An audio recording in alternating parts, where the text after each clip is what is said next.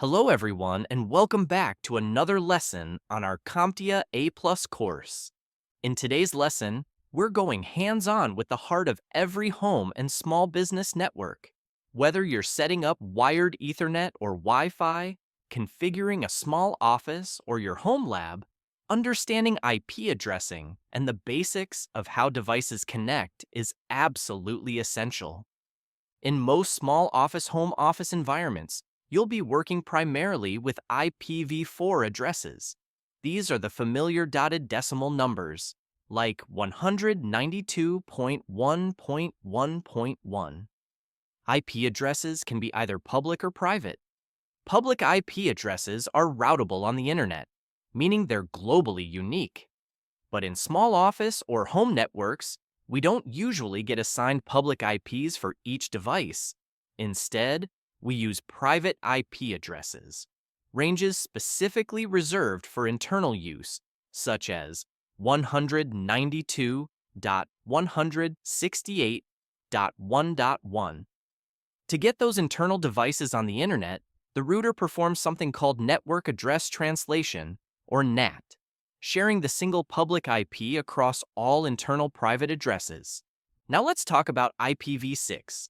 While IPv4 is still dominant, IPv6 is becoming more common, especially in environments with a large number of connected devices.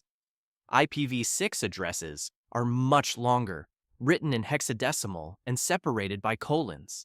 They allow for an almost unlimited number of addresses and eliminate the need for NAT.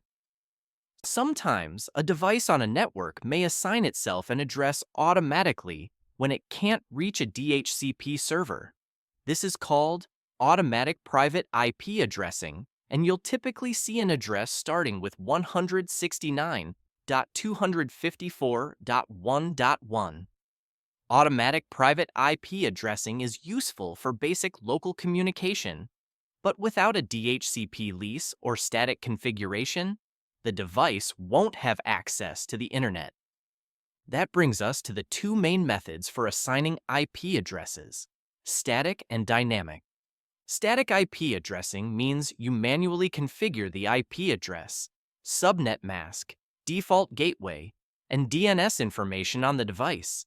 This is ideal for things that need to be easily reachable and consistent, like printers, security cameras, or servers. Dynamic IP addressing uses DHCP to assign IPs automatically. This is the go-to method for laptops, phones, and most client devices because it requires no manual configuration and avoids IP conflicts. Now, let's break down two additional concepts that go hand in hand with IP addressing: the subnet mask and the gateway. The subnet mask tells the device which part of the IP address is the network and which part is the host. The gateway, on the other hand, is the IP address of the router. It's where devices send traffic that needs to leave the local network, like accessing websites or cloud services.